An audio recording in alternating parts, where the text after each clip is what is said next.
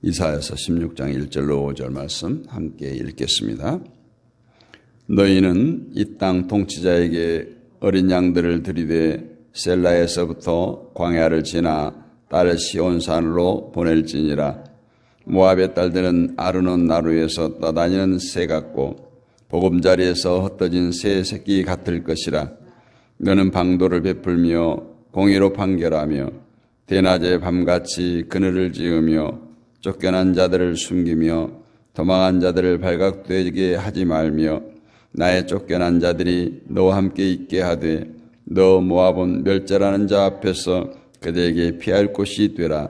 대저 토색하는 자가 망하였고 멸절하는 자가 그쳤고 압제하는 자가 이 땅에서 멸절하였으며 다윗의 장막에 인자함으로 왕위가 굳게 설 것이요 그 위에 앉을 자는 충실함으로 판결하며 정의를 구하며 공의를 신속히 행하리라. 아멘. 피할 곳이 되라는 제목으로 말씀을 나누겠습니다.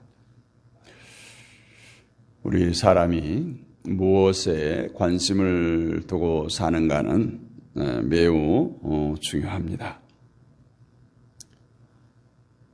이 관심에 대한 문제는 우리가 이사야서를 통해서 계속 보지만 하나님에 대한 관심과 세상에 대한 관심으로 나눌 수 있는데 또 여기서 우리가 주의해야 할 것은 소위 하나님께 관심을 두고 산다는 그 문제들 가운데 여전히 세상의 문제가 그럴싸하게 포장되었다라는 겁니다.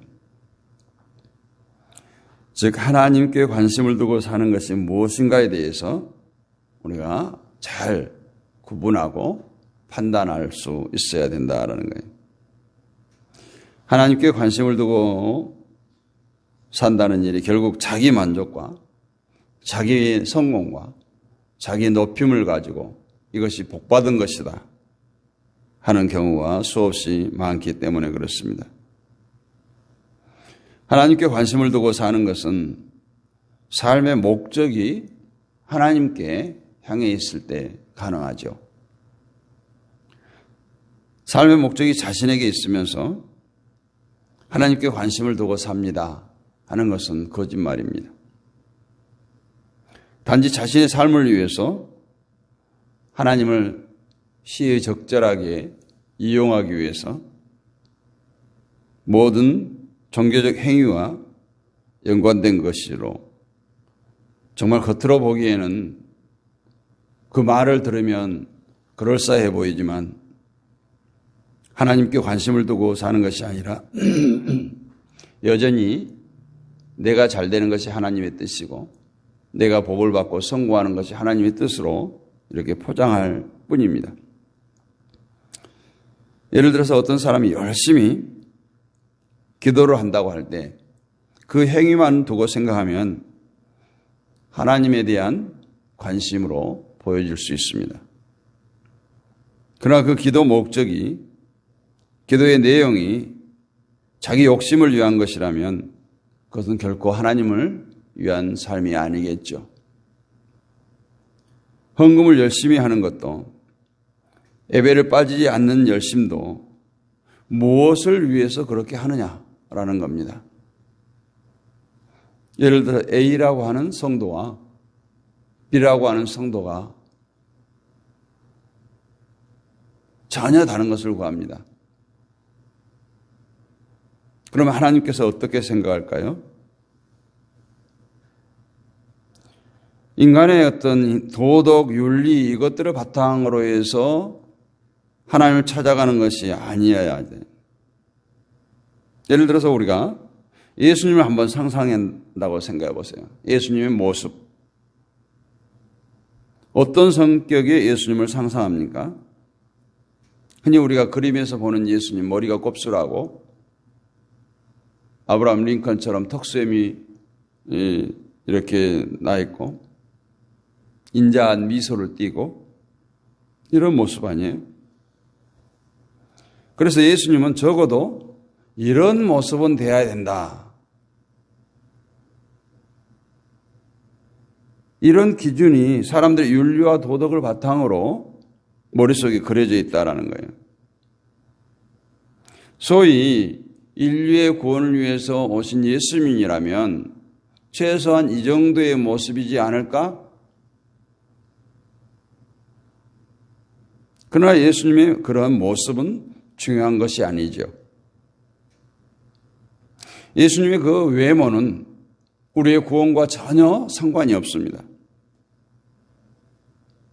만약 예수님의 얼굴 모습이 정말 초상화처럼 전해져 내려온다고 해도 그것은 아무 상관이 없어요. 유럽 쪽에 가면 예수님께서 죽으실 때 옷을 소장하고 있다는 성당이 있고 마리아의 눈물을 닦았던 손수건을 소장한 성당들도 있고 만약에 그것이 정말 예수님께서 죽으셨을 때 입었던 세마포라고 한들 또 마리아가 눈물을 닦았던 손수건이라고 한들 그것이 무슨 구원과 상관이 있겠냐 하는 거예요.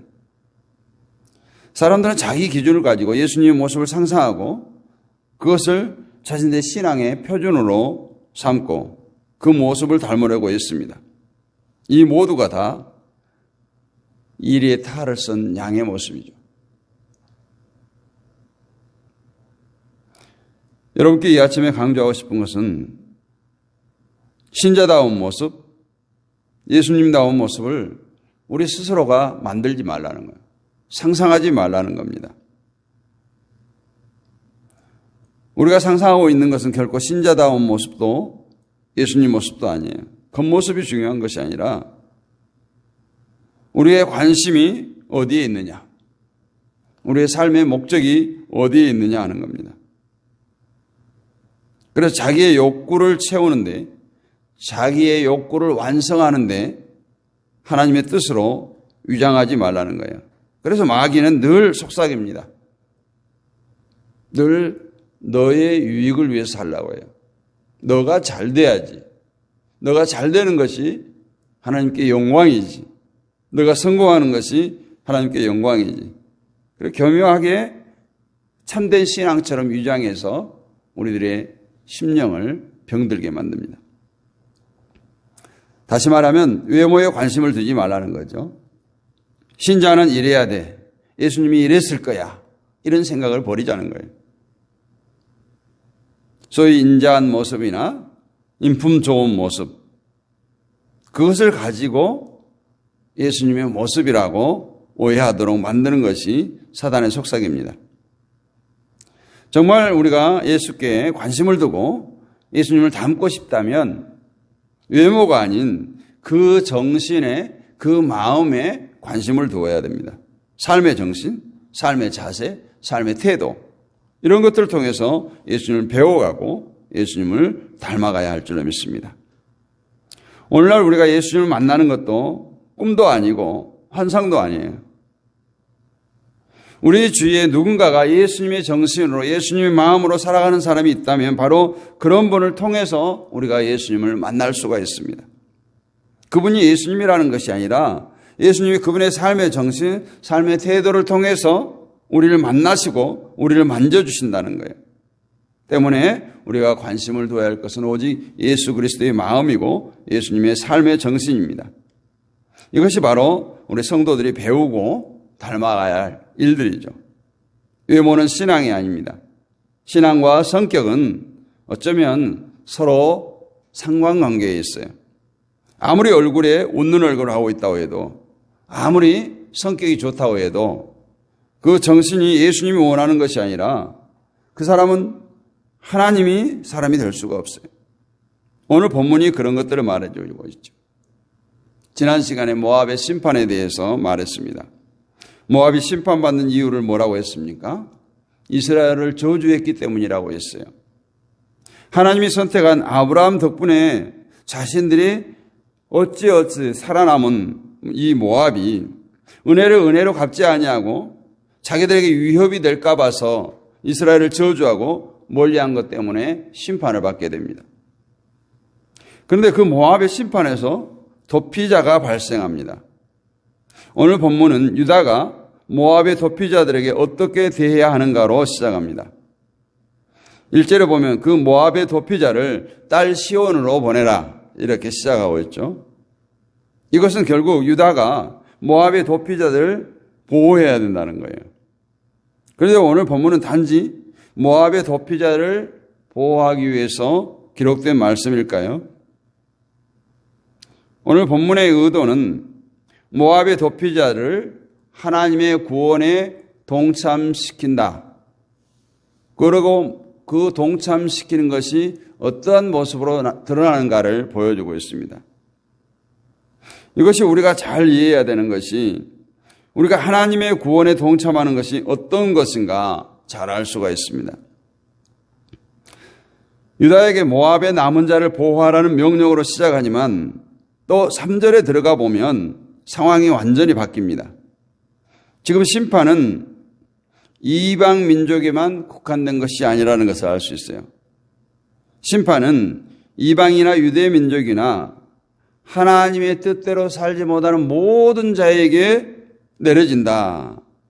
때문에 유다도 하나님의 뜻대로 살지 못할 때는 심판을 면할 수가 없다라는 겁니다. 유다가 심판을 받을 때 유다에도 남은 자, 또 도피자들이 발생합니다. 그때 유다의 도피자들을 모압이 보호하라고 해요. 유다의 피할 곳이 되어주라는 겁니다. 4절을 다시 보면 나의 쫓겨난 자들이 너와 함께 있게 하되 너 모압은 멸절하는 자 앞에서 그들에게 피할 곳이 되라. 대저 토색하는 자가 망하였고 멸절하는 자는 그쳤고 압제하는 자가 이 땅에서 멸절하였다. 이 말씀대로 유다의 심판은 이 모압의 느부갓네살 왕을 통해서 이루어졌고 에레미야 40장 12절에 보면 그때 흩어졌던 유다가 도피한 나라 가운데 모압이 포함되어 있었어요. 여기서 중요할 것은 피할 곳이 되어야 될 존재, 피할 곳이 되어야 될 존재가 어떤 모습이어야 되는가? 그것이 유다든 모압이든. 그래서 4절에 있는 말씀대로 피할 곳이 되어줘야 할 존재는 토색하는 것이 없고 힘으로 공격하고 압제하는 것이 없어야 된다라는 겁니다. 그래야만 힘없이 쫓겨난 자들의 피할 곳이 되어줄 수 있다. 이것이 바로 하나님의 구원에 동참하는 모습입니다. 토색하는 자, 멸절하는 자, 압제하는 자는 다 사라지게 되고 오직 굳게 서는 것은 다윗의 장막뿐입니다. 이 다윗의 장막에는 하나님의 임재가 있는 하나님의 거하신 처소입니다. 하나님을 왕으로 하나님이 계십니다. 거기에는 하나님의 인자하심과 사랑과 자비가 있습니다.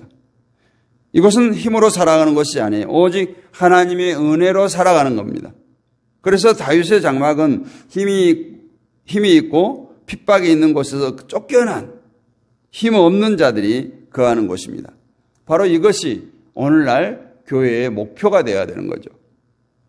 하나님은 이것을 원하십니다. 쓸데없이 예수님의 모습을 상상하고 신자다운 외모, 성격을 가지려고 하지 말고 힘에 의해서 눌림받고 약한 자들의 피할 곳이 되어주라는 것이 하나님의 요구예요.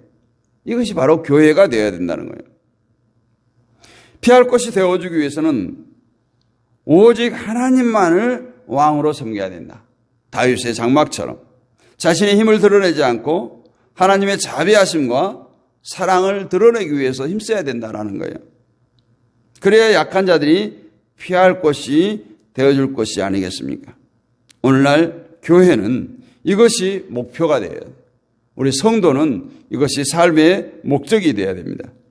힘없는 자들, 쫓겨난 자들이 피할 곳이 되어줄 수 있는 교회가 되라는 거예요. 그러기 위해서는 교회에서는 세상의 자랑이, 세상의 힘이 보여져서는 안 된다라는 겁니다. 그렇게 되면 또 교회마저도 다시 힘없는 자들이 상처를 입고 쫓겨나게 되겠죠. 우리 교회는 과연 이 약한 자의 피할 곳이 되어주고 있습니까? 우리 교회가 강해서 힘없는 자들을 도와주라는 것이 아니에요. 같이 약한 자로 존재하라는 거예요. 늘 우리가 공감이라는 단어를 많이 사용하는데, 공감은 바로 understand.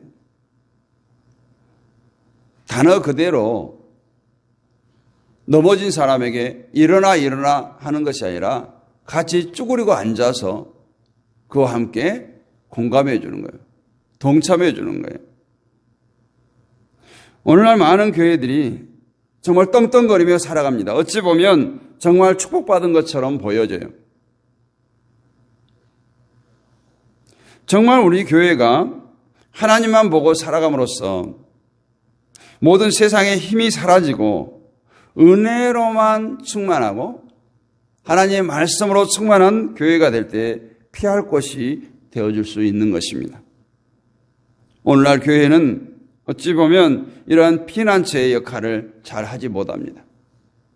늘 예를 들어서 말하지만 누추한 거짓골, 옷에서 악취가 나는 그런 사람들이 오면 교회마저도 외면한다는 거예요. 세상에서 상당한 지위를 가지고 높은 자리에 있는 사람들이 오면은 쌍수들어 환영한다는 거죠. 오늘 좀 전에 우리가 찬양을 했지만 시편 144편에 보면 여호와께서 우리의 피난처가 되신다고 말씀합니다. 여호와가 피난처라고 하는 것은 세상의 모든 것이 헛된 것임을 발견하고 하나님께 눈을 돌릴 때 오직 하나님만이 자신의 피난처로 안식처로 느껴진다는 거예요. 즉 여호와가 나의 피난처라고 할 수 있는 사람은 세상의 모든 것을 포기한 자예요. 세상을 바라보지 않는 자예요. 때문에 참으로 여호와 하나님을 나의 피난처로 삼는 사람은 세상의 어떤 성공도 세상의 어떤 방식도 추구하지 않습니다. 부러워하지 않아요. 그런데 교회가 서로 경쟁하고 힘 있는 자는 힘 없는 자를 무시하고 이런 교회가 되었을 때 어떻게 피할 곳이 될 수가 있겠습니까? 우리 자신부터 겉모습에 관심을 두지 말고 세상의 어떤 힘에 억눌린 것이 아니라 정말 우리가 교회에 나와서 예배를 통해서 우리는 모든 것을 비워내고 버리는 것이 먼저 선행되어야 됩니다. 그리고 힘에 억눌린 자들이 참된 안식을 얻을 수 있는 교회가 되는 것. 우리를 통해서 정말 많은 사람들이 위로받을 수 있는 위로자가 되는 것. 그것은 내가 할 수 없습니다. 그래서 우리는 늘 말씀으로 무장하고 성령으로 충만해야 된다는 이 이야기를 늘 하고 있는 거예요. 이것은 구호로 그치는 것이 아니라 정말 우리의 심령 가운데 예수님이 살아계셔서 성령께서 충만하셔서 우리 모이는 공동체가 우리 교회가 진정한 이 땅의 피난처가 되고 또 하나님을 앙망하며 하나님을 나의 피난처로 우리의 피난처로 삼고 살아가는 것. 그것이 진정한 오늘 하나님의 심판의 목적, 오늘 피할 곳이 되어주시는 하나님의 축복이 아닌가 생각합니다. 오늘날 교회가 정말 하나님의 피난처의 역할을 잘 감당할 수 있는 교회 되기를 원합니다. 교회는 무형의 교회죠. 유형의 건물이 아닙니다. 우리 스스로가 교회가 돼야 해요. 우리 스스로가 교회예요. 그래서 우리의 삶의 모습을 통해서 우리의 은혜 받은 축복받은 그런 모습을 통해서 예수 그리스도의 그 마음이 드러나야 되겠죠. 예수님께서 우리의 그 본성, 하나님께서 에덴에서 축복해 주셨던 그 본성을 회복하기 위해서 오셨습니다. 우리 역시나 세상 사람들과 별반 차이가 없어요. 오늘 모압의 백성들이나 유다의 백성들이나 똑같아요. 하나님을 떠난 자들은 모두가 심판을 받습니다.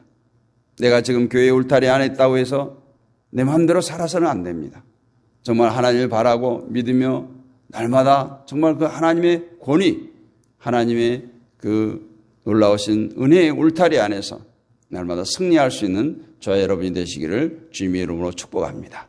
누군가를 품을 수 있고 누군가의 피난처가 되기 위해서는 내가 먼저 하나님의 은혜를 입어야 되고 내가 먼저 하나님을 피난처로 삼을 때 이 모든 것이 가능케 될 줄로 믿습니다. 우리 교회에서 여러분 한 사람 한 사람이 정말 참된 하나님의 백성으로서 피난처의 길을 일구고 예비할 수 있는 모든 성도들이 될 수 있기를 주님의 이름으로 축복합니다. 거룩하신 아버지 하나님, 은혜를 감사합니다. 우리의 피난처가 되시는 하나님을 이 새벽에도 묵상할 수 있도록 은혜 주시고, 정말 많은 사람들이 세상의 위기 앞에서는 서로가 앞다퉈서 피난처를 찾지만 지금 영적인 위기를 자각하지 못하고 정말 세상 가운데서 유리하는 양떼들이 되어서 이 시간도 육신에 취해서 사는 사람들이 너무 많은 이 시간, 우리들을 깨어 기도하게 하시고 영원한 피난처 되시는 하나님 앞에 나올 수 있도록 은혜 주심을 감사합니다. 오늘 또 모압의 심판을 통해서 아버지 하나님 다시금 우리의 삶을 되돌아봅니다. 한 해 동안도 우리가 누렸던 것들이 당연한 줄 알았지만 하나님께서 하셨음을 고백하게 하시고 하나님께 감사와 찬송과 영광을 돌리는 우리 모두가 되게 하여 주옵소서. 이 한 해가 또 저물어 갑니다. 이 한 해가 다 가기 전에 우리가 새해에 결단했던 모든 것들 아버지 하나님 이루어지기를 간절히 소원합니다. 하나님의 뜻이 우리를 통해서 이 땅에서 이루어지기를 원합니다. 우리의 욕심이 아닌 우리의 정욕이 아닌 하늘의 뜻을 날마다 구하며 하나님을 기쁘시게 하는 하나님의 마음을 시원케 해드리는 우리 모두가 되게 하여 주옵소서. 이 땅에 수많은 교회들이 있습니다. 진정한 상처 입고 힘없는 아파하는 자들이 피난처로 삼을 수 있는 교회들 되게 하시고 우리 교회들을 통해서 천국의 소망을 꿈꾸며 천국의 기쁨을 누릴 수 있도록 은혜를 베풀어 주옵소서. 믿사옵고 살아계신 우리 주 예수 그리스도의 이름으로 감사하고 기도하옵나이다. 아멘. 하늘에 계신 우리 아버지, 아버지의 이름을 거룩하게 하시며 아버지의 나라가 오게 하시며 아버지의 뜻이 하늘에서와 같이 땅에서도 이루어지게 하소서. 오늘 우리에게 일용할 양식을 주시고 우리가 우리에게 잘못한 사람을 용서해 준 것 같이 우리 죄를 용서해 주시고 우리를 시험에 빠지지 않게 하시고 악에서 구하소서. 나라와 권능과 영광이 영원히 아버지의 것입니다. 아멘. 할렐루야. 오늘 또 승리하셨습니다. 오늘 또 우리가 합심하여 기도하게 되는데 늘 말씀드립니다.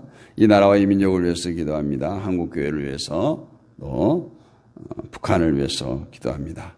세계 평화를 위해서, 선교사님들을 위해서, 믿음의 동역자들을 위해서, 연약한 지체들과 온라인 사역자들을 위해서, 다음 세대를 위해서, 우리 자녀들, 이웃들, 친구, 친지, 대신자를 품고 기도합니다. 우리들의 가정과 섬기는 교회와 삶의 터전인 사업장과 직장을 위해서 기도하겠습니다. 목요일 날은 특별히 우리 자녀들과 다음 세대를 위해서 집중적으로 기도하도록